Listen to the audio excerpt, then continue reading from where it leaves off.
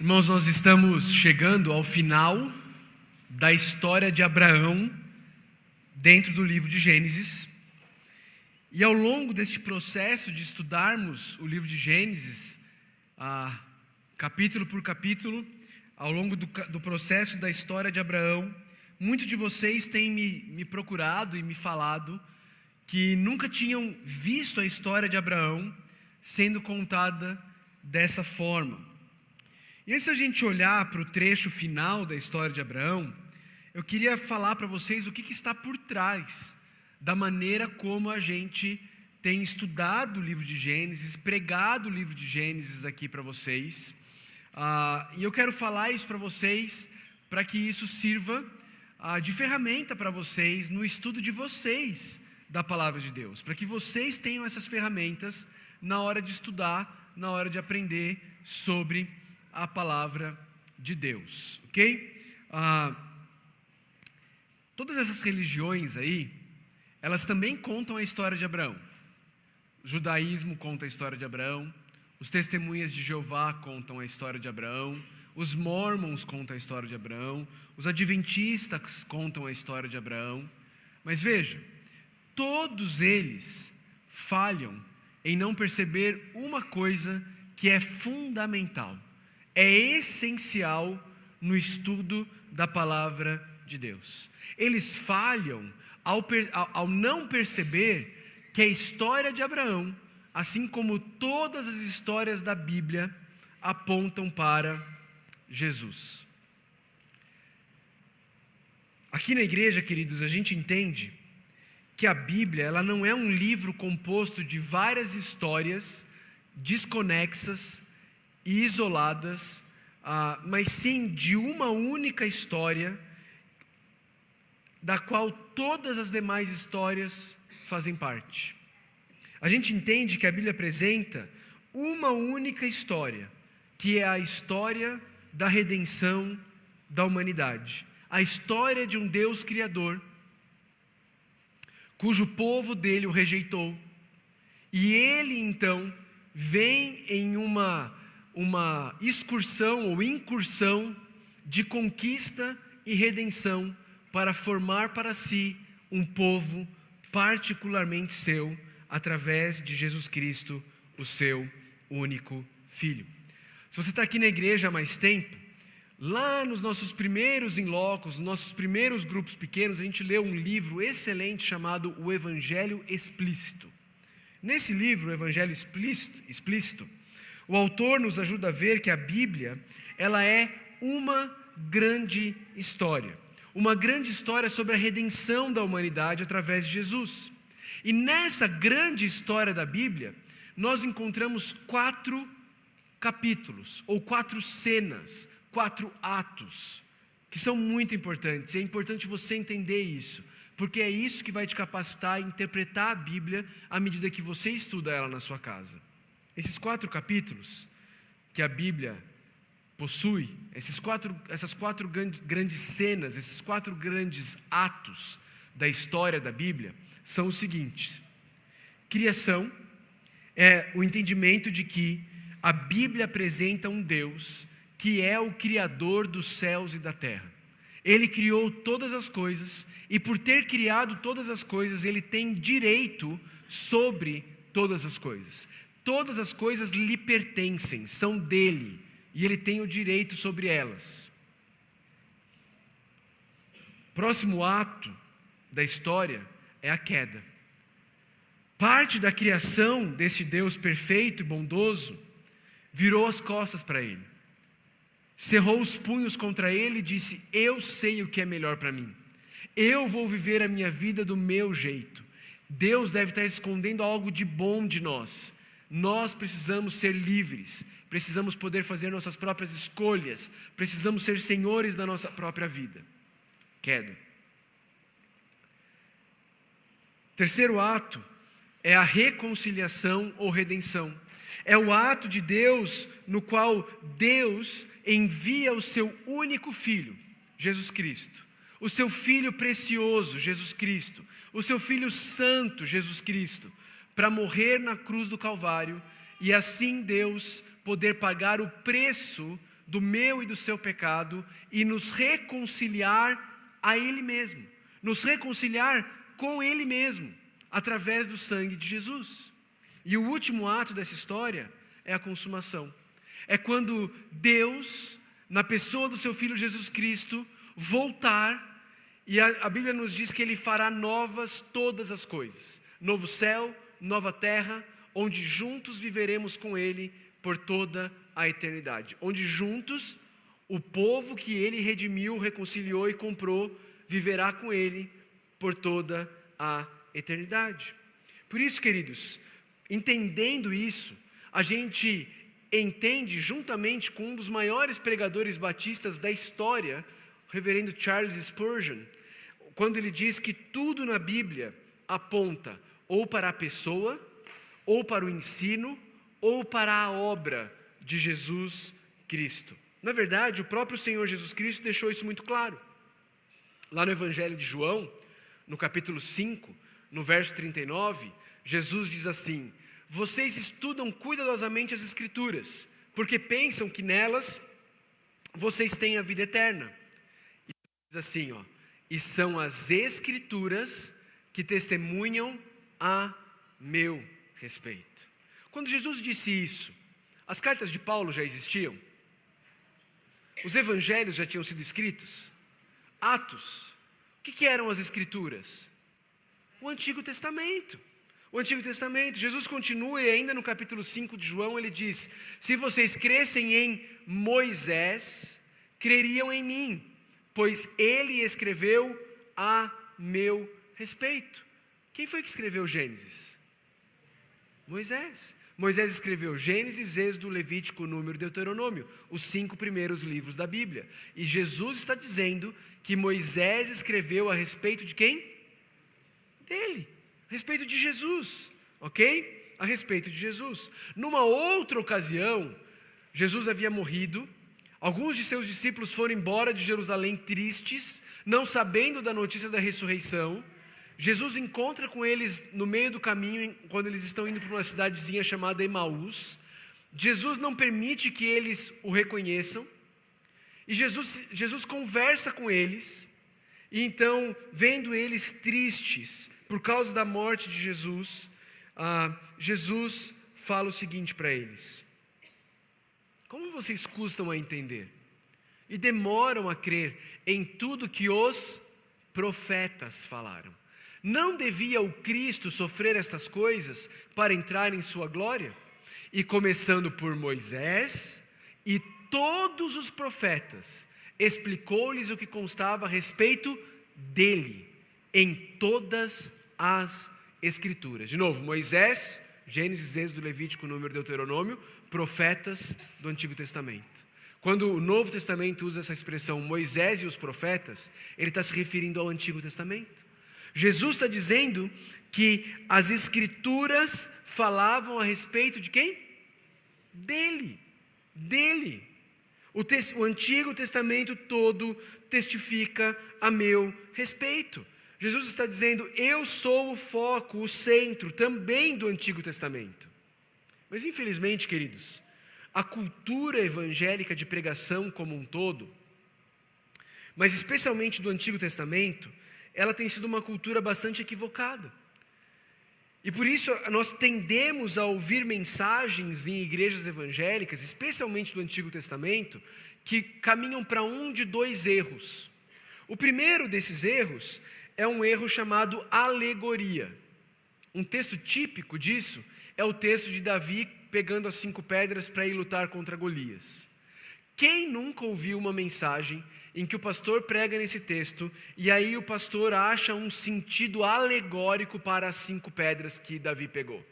Talvez ele vire e fale assim: as 5 pedras de Davi são os 5 títulos de Jesus lá em Isaías 9. Maravilhoso, conselheiro, Deus forte, Pai da eternidade, príncipe da paz. Ou talvez ele diga: as 5 pedras são as 5 letras do nome Jesus, que formam o nome Jesus. O nome disso é alegoria. O texto não está dizendo isso. O texto de 1 Samuel não fala que as 5 pedras representam alguma coisa. Elas eram 5 pedras. E Davi só precisou de uma, né? ele só usou o J, ou E, sei lá qual foi que ele usou, né? Ele só usou uma, né? Mas as pessoas inventam essas alegorias que não estão no texto, não respeitam o sentido natural do texto e buscam um significado que o próprio texto não autoriza, o próprio texto não traz. Essa é uma forma equivocada de se pregar ou ensinar o Antigo Testamento. Uma outra forma equivocada, que a gente precisa confessar, está muito mais perto da gente, das igrejas históricas, tradicionais, é a moralização das histórias. Quando você vai para histórias do Antigo Testamento, como a história de Davi, a história de Daniel, a história de Jonas e a história de Sansão, a tendência nas igrejas históricas tradicionais é ficar apenas e tão somente no aspecto moralista da história, apenas dizendo o que deve se fazer ou não. É aquela velha história em que você vira para o seu filho e fala: você tem que ser como Davi. E aí seu filho começa a ler a Bíblia, e aí ele vira para você um belo dia e fala assim: pai, é sério essa história de ser como Davi? Não é? Porque, né, tem umas coisas ali sobre Davi que são bem complicadas, não é? Você tem que obedecer como Daniel, você tem que estar disposto a obedecer ao ponto de ser jogado na cova dos leões, ou não seja como Jonas, senão você vai parar na barriga do grande peixe. Sansão, quem é a Dalila, quem são as Dalilas da sua vida? Apenas formas moralistas de se ensinar as histórias do Antigo Testamento, que perdem a percepção de que cada uma dessas histórias tem um propósito, um objetivo, para nos ajudar a entender um pouco melhor a grande história da Bíblia, a história da redenção. E por isso essas histórias não podem e não devem ser vistas como histórias isoladas que colocam seus personagens como sendo os heróis da história. Queridos, a Bíblia só tem um herói, o nome dele é Jesus Cristo. Ele é o herói da Bíblia, ele é aquele que vem para salvar, ele é aquele que vem para redimir, ele é alguém que é o exemplo, ele é alguém que é o substituto, ele é alguém que é o grande herói. Mas ninguém, todo mais aponta para Jesus. Veja o que o autor de um livro de pregação cristocêntrica fala. Ele diz assim: um personagem bíblico pode ser usado como ilustração, como qualquer outro personagem da história, mas uma vez que um texto é escolhido como texto base do sermão, ele deve ser tratado de acordo com a sua própria natureza e não mais como ilustração. O que ele quer dizer com isso?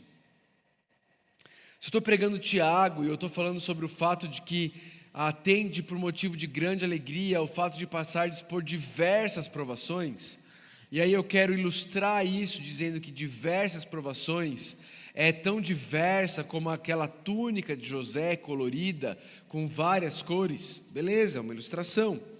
Mas uma vez que eu estou diante do texto de José e eu vou pregar o texto sobre José, aí eu preciso trabalhar esse texto dentro do seu contexto histórico, dentro do seu contexto literário, dentro do seu contexto gramatical, literário e histórico ali do texto, como parte da história da redenção da humanidade.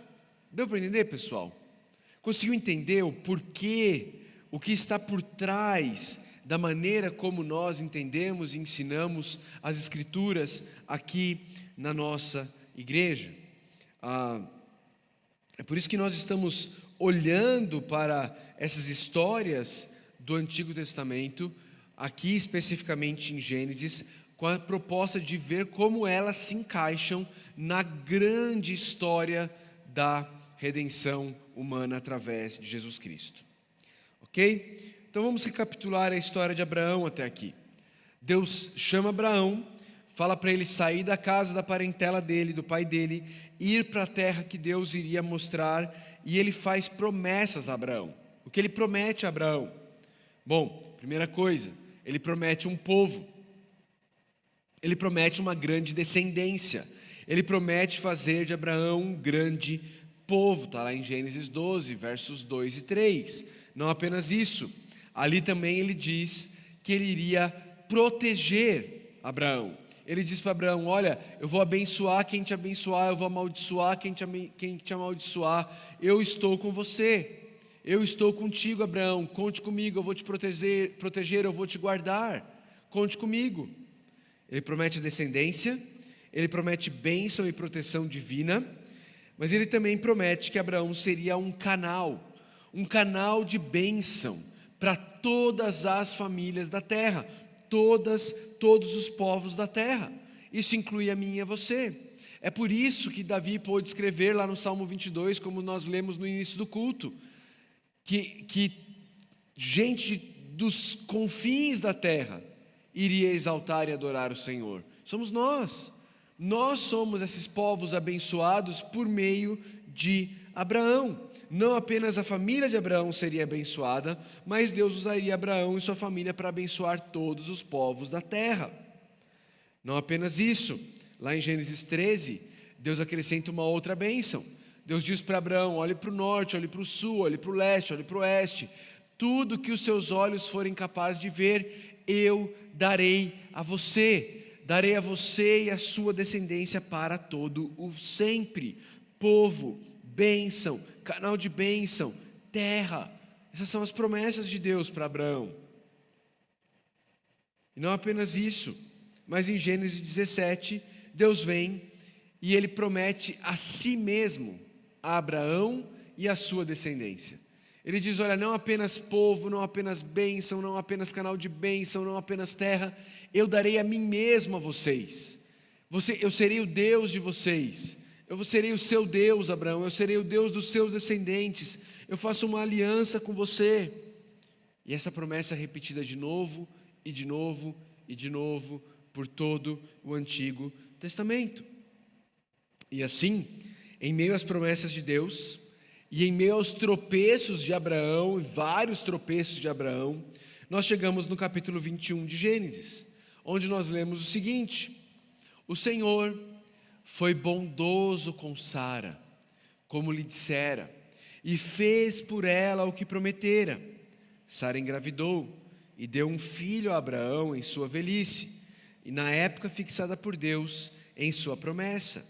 Abraão deu o nome de Isaque ao filho que Sara lhe dera. Deus cumpre sua promessa. Lembra que a gente viu? Deus tinha vindo e tinha falado: Abraão, Sara, ano que vem, por volta dessa época, eu voltarei e Sara dará à luz um filho. Deus cumpre a promessa.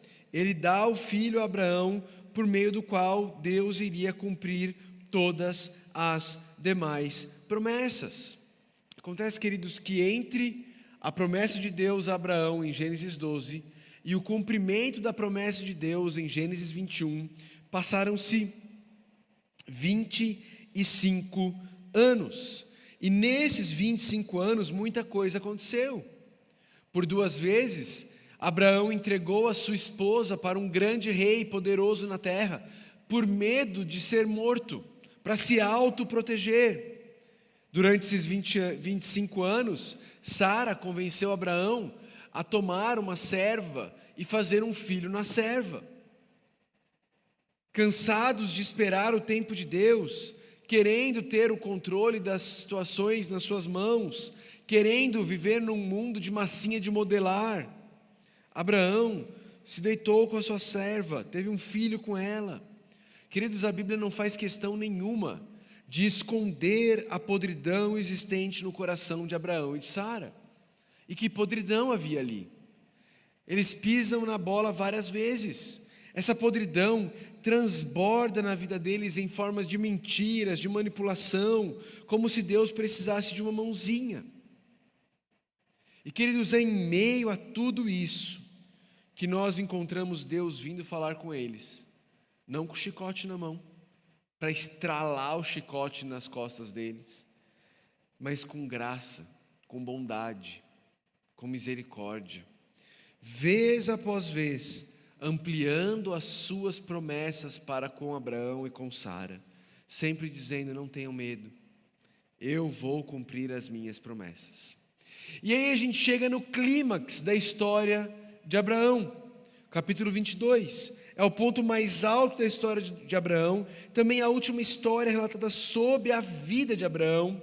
Depois disso, Sara morre, eles procuram uma esposa para Isaac, e depois Abraão também morre. Mas vamos olhar um pouco mais de perto esse último episódio contado ali em Gênesis capítulo 22. Veja, diz assim, Gênesis 22: passado algum tempo, Deus pôs Abraão à prova, dizendo-lhe: Abraão. Ele respondeu: eis-me aqui. Primeira coisa que a gente precisa perceber aqui, queridos, é que eu e você estamos lendo o texto e eu e você sabemos que Abraão está sendo colocado à prova por Deus. Deus está provando Abraão. Mas Abraão não sabia disso. Abraão não sabia disso. Eu e você também não sabemos quando Deus está nos provando. Mas a gente pode olhar para a história de Abraão e ver que crescimento na fé sempre envolve provações. Já falei para vocês aqui de uma música que era muito famosa nos anos 90, que eu não gostava dela por outras partes dela, mas ela tem uma frase muito verdadeira em que ela dizia: cada vez que a minha fé é provada, Deus me dá a chance de crescer um pouco mais. Isso é verdade na minha vida, isso é verdade na sua vida, isso é verdade nas nossas vidas. É sempre por meio das provações que nós crescemos. As provações sempre são oportunidades dadas por Deus para que eu e você cresçamos um pouco mais na nossa fé. Mas qual era a aprovação de Abraão aqui em Gênesis capítulo 22?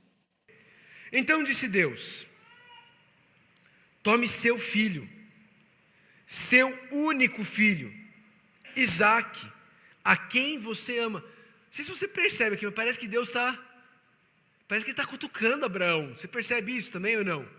Toma seu filho, seu único filho. Caso você esteja em dúvida, Isaque, o filho a quem você ama. Faça o quê? Venha na frente da igreja, levante ele para a igreja ver. Fala: Senhor, o filho é teu. É isso? Vá para a região de Moriá e sacrifique-o ali como holocausto num dos montes que lhe indicarei. Que prova, irmãos. Que prova. Agora entenda, queridos, o pedido de Deus a Abraão não soa aos ouvidos de Abraão da mesma forma como soa aos meus e aos seus ouvidos. Era comum no Oriente Médio antigo o entendimento, a compreensão de que o primogênito de todas as famílias não pertenciam às famílias, mas pertenciam a Deus. Era comum esse entendimento. As pessoas de religiões pagãs no Oriente Médio antigo entendiam isso.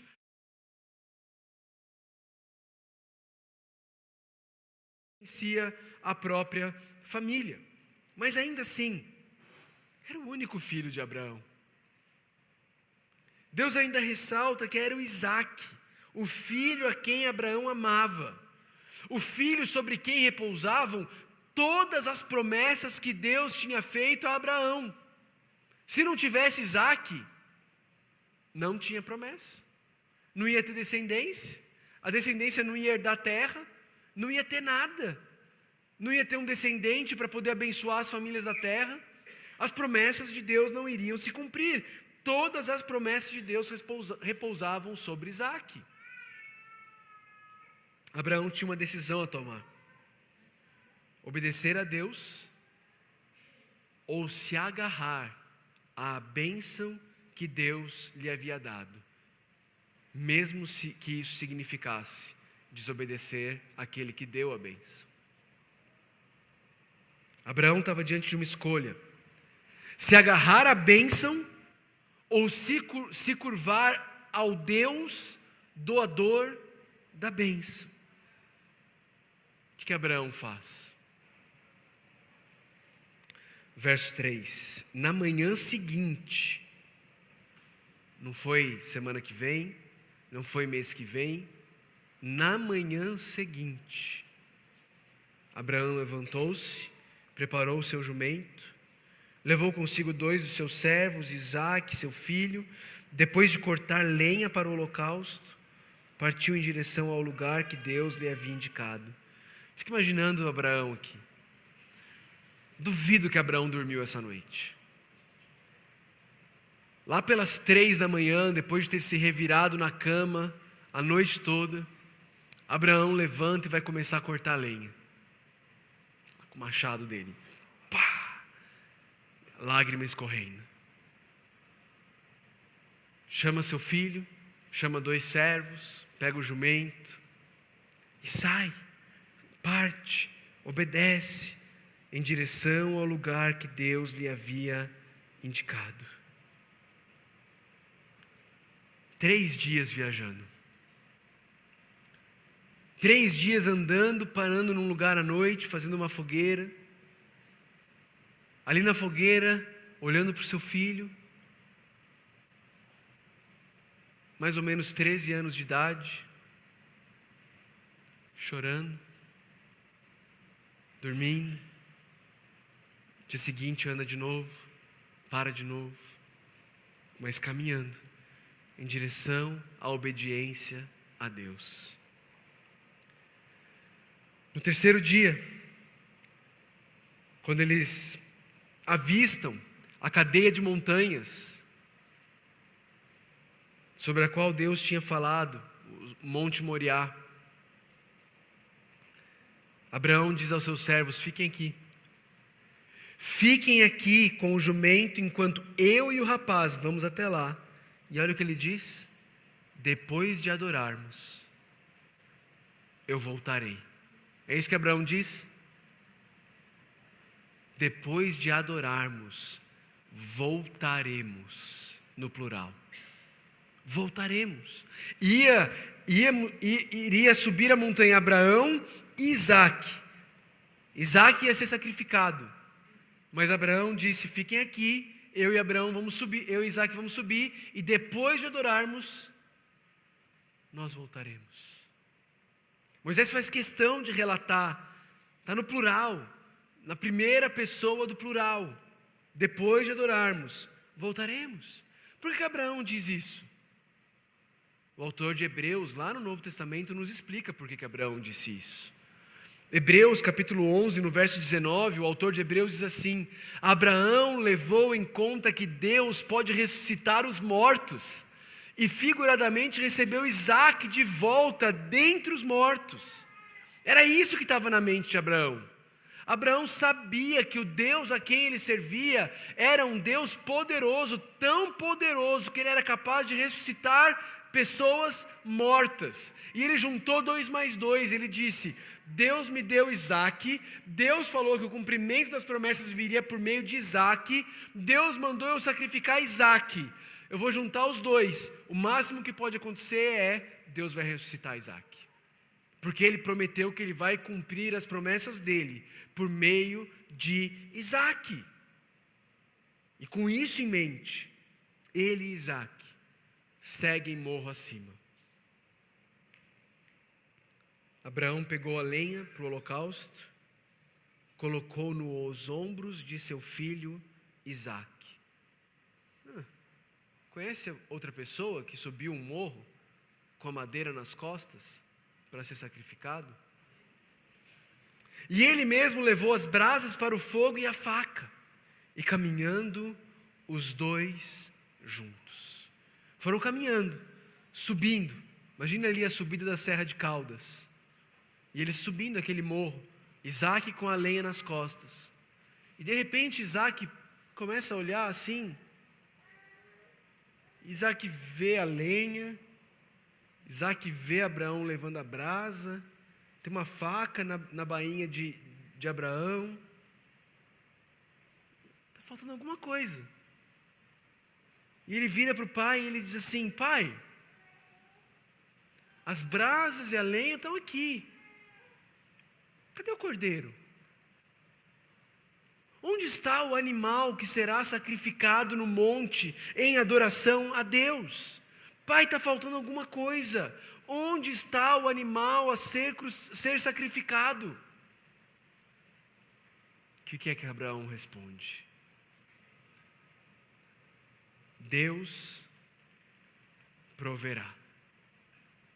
Deus mesmo há de prover o cordeiro para o holocausto, meu filho.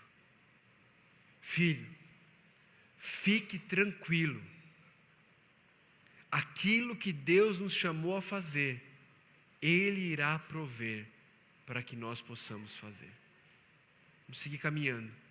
Vamos apenas crer e obedecer no Deus que nos chamou, ao Deus que nos chamou. E eles seguem caminhando. Quando chegaram ao lugar que Deus lhe havia indicado, Abraão construiu um altar e sobre ele arrumou a lenha. Eu fico imaginando isso aqui, gente. São processos. Abraão agora chega no lugar, ele começa a empilhar uma pedra sobre a outra, construindo um altar. Ele pega a lenha, ele coloca sobre o altar que ele construiu. Aí ele abraça o filho dele. E ele pega o filho dele. E ele coloca o filho dele sobre o altar e a lenha. E amarra o filho dele no altar. Passa a corda sobre Isaac. A lenha ali debaixo de Isaac. Isaac deitado sobre o altar, olhando aquela situação, sem entender ao certo o que estava acontecendo. Isaac vê o seu pai, então, pegar a faca para sacrificar o seu próprio filho. Abraão ali entregando a bênção no altar do Deus abençoador. Até que Jesus vem interromper Abraão. Jesus, pastor, mas o texto está falando que é o anjo. É o anjo do Senhor. É o Filho de Deus pré-encarnado. Ele fala como sendo Deus. E lá para frente vai falar o anjo do Senhor. Não é um anjo do Senhor, é o anjo do Senhor. É Jesus pré-encarnado. Jesus diz: não toque no rapaz. Não lhe faça nada. Agora sei que você teme a Deus, porque não me negou. Olha como é o próprio Deus falando aqui. Não me negou seu filho, o seu único filho. E após ouvir Jesus Cristo falando com ele, o texto nos diz que Abraão olhou ao redor, ergueu os olhos e viu um carneiro. E viu o Cordeiro de Deus preso pelos chifres num arbusto, e foi pegá-lo. E o sacrificou como holocausto em lugar de seu filho. E o sacrificou como holocausto em lugar de seu filho. O cordeiro que Deus proveu para Abraão foi um sacrifício substitutivo. O cordeiro substituiu Isaac. O cordeiro substituiu o filho unigênito de Abraão.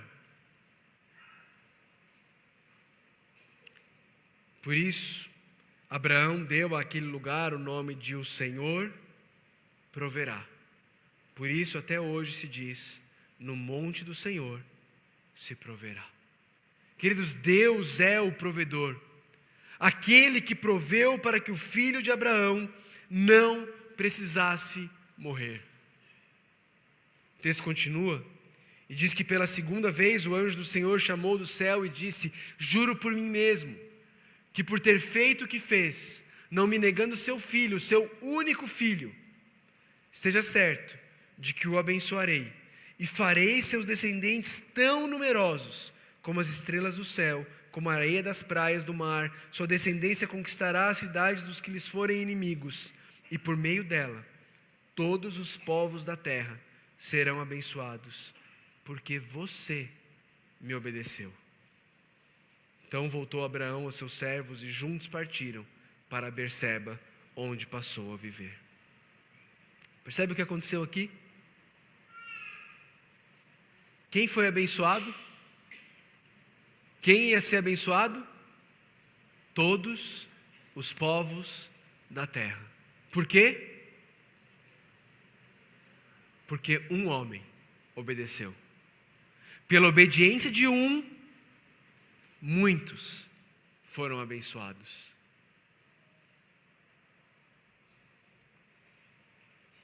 Umas coisas para a gente aprender sobre Abraão aqui, queridos. Queridos, Abraão era um homem escolhido.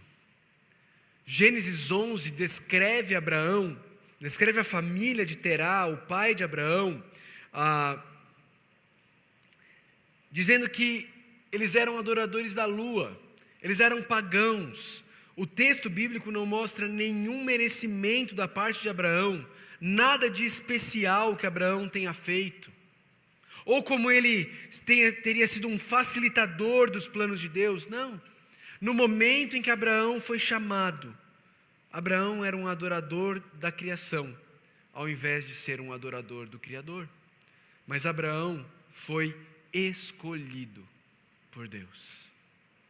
Irmãos, ninguém que tem um relacionamento pessoal e íntimo com Deus, o Criador dos céus e da terra, fez por merecer esse relacionamento.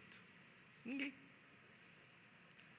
Todos aqueles que têm um relacionamento com Deus, só o têm por pura graça e misericórdia de Deus, que os escolheu, os chamou, os atraiu, os trouxe para junto de si. Aconteceu assim com Abraão, aconteceu assim comigo. Se você é alguém que tem um relacionamento com Deus, aconteceu com você. Ninguém fez por merecer. É impossível fazer por merecer. Nenhum personagem bíblico fez por merecer. Todos estavam mortos nos seus delitos e pecados. Todos se extraviaram, a uma se fizeram inúteis. Não há ninguém que busque a Deus. Mas Abraão, além de ser um homem escolhido, também era um homem falho. Abraão mentiu, Abraão manipulou, Abraão criou um baita problema ao tentar dar uma mãozinha para Deus. Igual a gente também, né? Igual eu e você também. Já percebeu o tanto de escolha ruim que eu e você fazemos? Já percebeu o tanto de escolha errada que eu e você fazemos ao longo das nossas vidas e como elas nos colocam em grandes problemas muitas vezes? Fruto das nossas escolhas ruins. Porque eu e você somos homens falhos. Eu e você erramos, eu e você pecamos, eu e você falhamos. Eu e você muitas vezes não confiamos. Eu e você muitas vezes não cremos. Eu e você muitas vezes queremos que o mundo seja de massa de modelar, para que nós possamos controlar nossas próprias vidas do nosso jeitinho, fazer tudo do nosso jeitinho, como se o nosso jeitinho fosse melhor do que o padrão perfeito de Deus. Homens falhos, como Abraão. Mas Abraão também era um homem de fé. Gênesis capítulo 15, verso 6 diz que Abraão creu no Senhor e isso lhe foi acreditado como justiça. Ainda que com uma fé débil, ainda que com uma fé fraca, ainda que com uma fé vacilante, que por vezes falhou, Abraão creu em Deus. Gente, não é esse o nosso retrato? Não somos nós. Nós cremos em Deus e ainda assim muitas vezes falhamos em crer. Nós cremos em Deus, mas muitas vezes deixamos de confiar. Nós somos homens que têm fé, homens e mulheres de fé, mas também somos homens e mulheres falhos. Mas também somos homens e mulheres escolhidos por Deus. Que foi Deus quem nos chamou, foi Deus quem nos escolheu, foi Deus quem nos trouxe para perto dele, sem que eu e você tivéssemos feito nada para merecer. Essa é a fé de Abraão, queridos. Uma fé falha, mas uma fé demonstrada através da obediência. Em Gênesis 12, Deus manda ele sair da terra do pai dele. O que ele faz? Ele sai. Em Gênesis 22, Deus pede que ele sacrifique seu único filho. Ele obedece.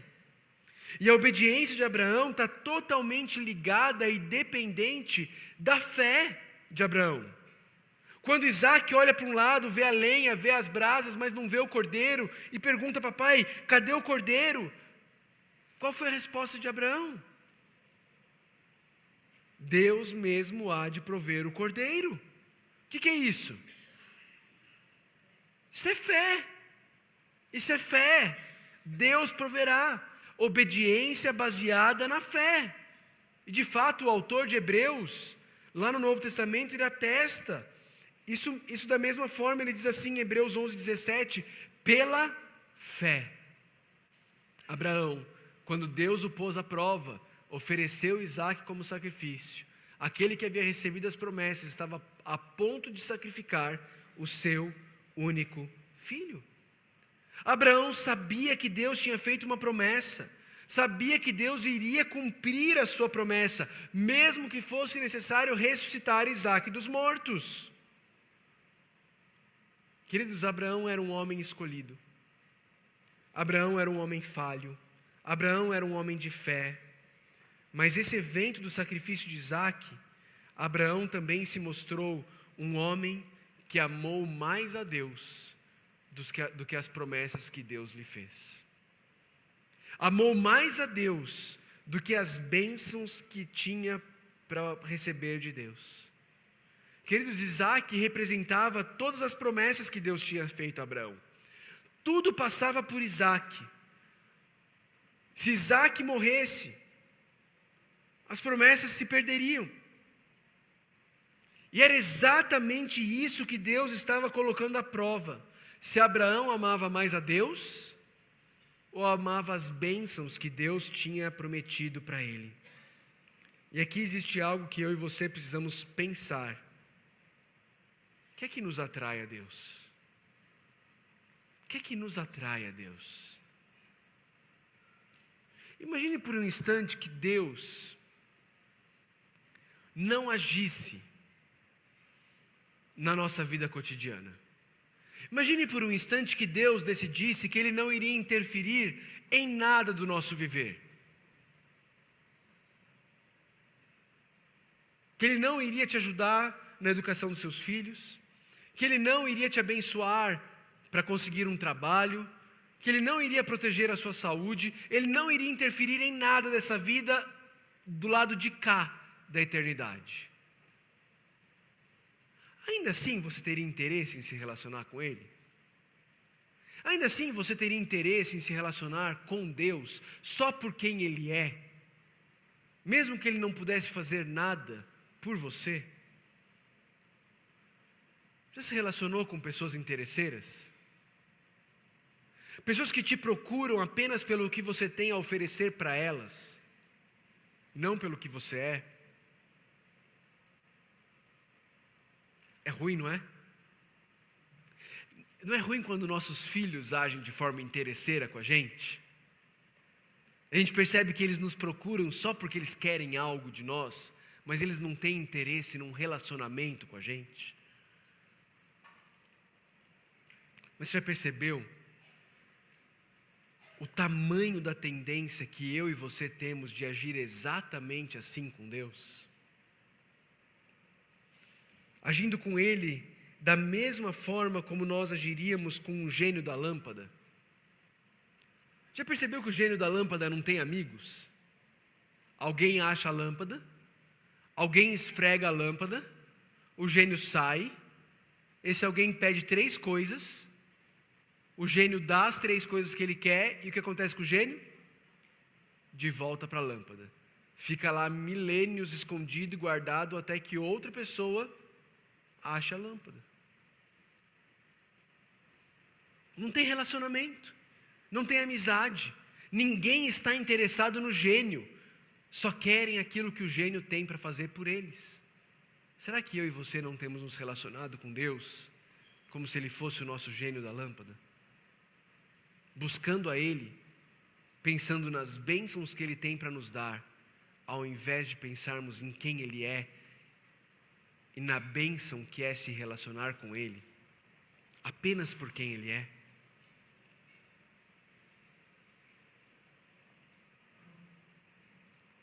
Muitas vezes, queridos, nós não amamos a Deus por quem Ele é, mas apenas pelo que Ele pode fazer por nós.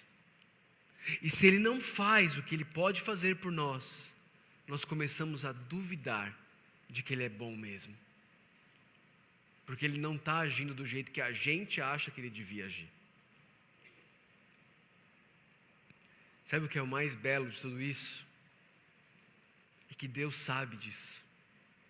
Ele conhece o meu e o seu coração. Ele sabe como eu e você muitas vezes somos interesseiros. O que eu e você fazemos com gente interesseira?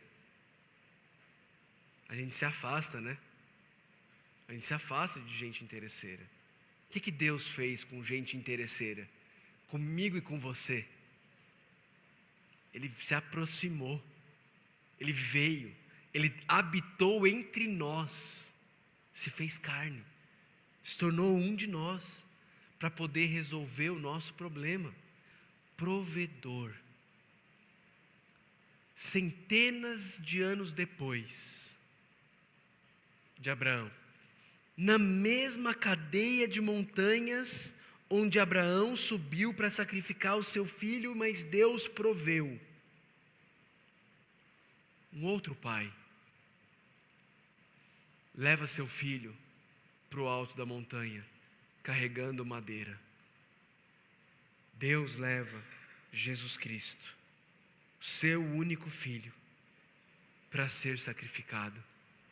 Deus proveu o cordeiro na mesma montanha onde Ele proveu o cordeiro para Abraão ser um sacrifício substitutivo de Isaac. Deus provê Jesus Cristo, o cordeiro, para ser o meu e o seu substituto, para morrer a morte que eu e você merecíamos morrer, para receber a ira que eu e você merecíamos receber, para Ele virar as costas para o seu filho, como eu e você merecíamos ter as costas de Deus viradas para nós. Jesus Cristo clama na cruz do Calvário: Deus meu, por que me abandonaste? Quem tinha que ter sido abandonado lá era eu, era você. Mas Deus abandona o seu filho, porque o Deus a quem eu e você servimos é um Deus provedor. Deus proveu para Abraão e Deus continua provendo hoje para homens e mulheres como eu e você, pecadores e carentes da graça de Deus. É interessante, queridos, que eu e você, a gente está tão encharcado dessa cultura materialista, que quando a gente ouve falar que Deus é o Yahweh Jireh, ou o Jeová Jireh, o Deus provedor, a gente logo pensa no Deus provedor como aquele que vai nos dar o carro novo, não é? O emprego novo, a casa nova. Deus é o Deus provedor, Jeová Jireh. Deus se apresenta como o Jeová Jireh, o Deus provedor, no texto que Ele está ensinando que Ele provê o Cordeiro de Deus, que tira o pecado do mundo. É muito melhor do que te dar um carro novo, é muito melhor do que te dar um emprego. Mas eu e você estamos assim, nessa vida materialista, olhando só para o que existe aqui e agora, e não conseguimos perceber a beleza de servirmos a um Deus provedor, que proveu o cordeiro dele, o filho unigênito dele, para morrer na cruz do Calvário. Ninguém parou Deus, como Deus parou Abraão. Deus foi até o final e sacrificou o seu único filho, no meu e no seu lugar, para que eu e você pudéssemos vir a fazer parte da família de Deus. Jesus foi obediente até a morte, e morte de cruz. A obediência de um trouxe bênção a muitos.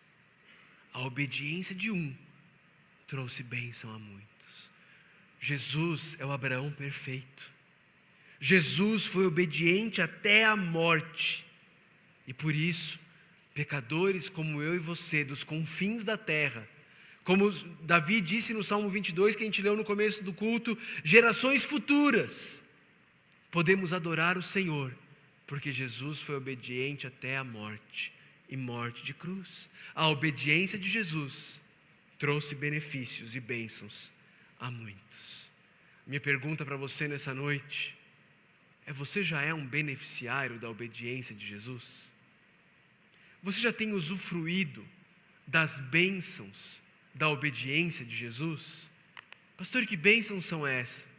Perdão, graça, reconciliação com Deus, misericórdia sobre a sua vida, adoção à família espiritual de Deus. Você já tem sido beneficiário das bênçãos de Jesus, da obediência de Jesus? Você já recebeu isso na sua vida, o perdão, a graça, a misericórdia de Jesus, por meio do que Ele realizou na cruz do Calvário? Se você ainda não fez isso, corre para Ele. Jesus Cristo disse: quem crer em mim será salvo. Ponto. Como é que alguém pode ser salvo? Crendo em Jesus. Você crê em Jesus. Creia em Jesus. Quem crer em mim será salvo.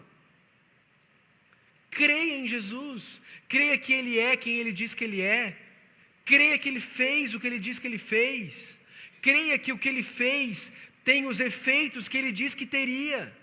Creia em Jesus. Se arrependa dos seus pecados e creia em Jesus. É só isso. Pastor, mas é só isso? É só isso. Creia em Jesus. A salvação é pela graça, por meio da fé. Isso não vem de vocês, é um presente de Deus, não por obras para que ninguém se glorie. É só isso. Creia em Jesus. Creia que Ele morreu na cruz do Calvário como um sacrifício substitutivo no seu lugar. No seu lugar. Era você que merecia a cruz. Era eu quem merecia a cruz.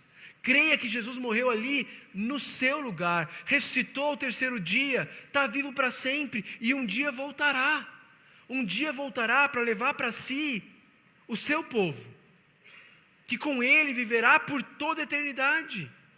O autor de Hebreus diz que ao homem está destinado viver uma vez só e depois disso ser julgado por Deus. É uma vez só. Eu e você vamos viver e vamos ser julgados por Deus. E se você estiver em Cristo, se você crer em Cristo, a justiça dele vai estar sobre você. E no juízo de Deus, Deus vai te declarar justo. Não porque você é bom. Abraão não era. Eu não sou. Você não é. Ninguém é. Você vai ser declarado justo porque Jesus é. E você creu nele. Quem crer em mim será salvo. Você já creu em Jesus?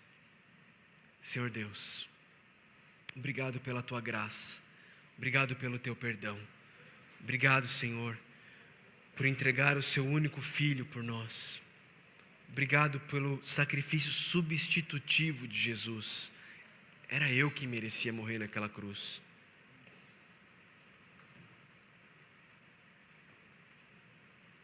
Nós te damos graças, Pai. Te damos graças pelo teu amor, pelo teu perdão, pela tua misericórdia. Te damos graças porque o Senhor escolhe pessoas que não merecem. O Senhor escolhe pecadores que não estão te procurando, que não estão nem aí para você, que querem continuar adorando a criação e vivendo suas próprias vidas como se fossem um menininho com a massinha de modelar.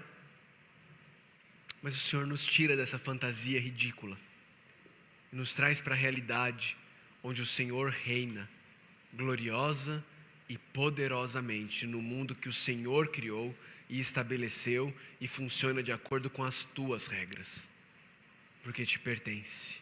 Obrigado, Senhor. Pai, eu suplico, eu oro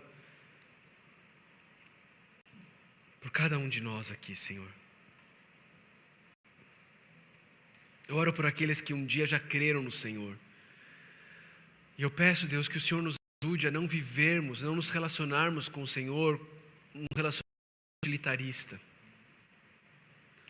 Como se o Senhor fosse um grande gênio da lâmpada, apenas realizando desejos. Mas que nós queremos nos relacionar com o Senhor por quem o Senhor é. Por amor ao Senhor, Deus. Por puro amor ao Senhor. Faz isso em nós, Pai, por favor. Purifica nossos corações. Eu oro pelos meus amigos e amigas que talvez ainda não tenham crido no Senhor, ainda não tenham se prostrado diante do Senhor, reconhecido que Jesus morreu na cruz no lugar deles e crido em Jesus Cristo como Salvador da vida deles. Eu peço que nessa noite o Senhor dê um novo coração a eles, Pai. Eu suplico isso, que o Teu Santo Espírito traga salvação, regeneração, para que eles possam olhar para tudo isso e falar: caramba, é verdade, Jesus morreu no meu lugar, e agora eu quero viver a vida dele. Salva, Senhor, por favor. Salva cada dia mais e mais pecadores, para a honra e glória do Teu nome, Pai. É em nome de Cristo Jesus que nós oramos. Amém.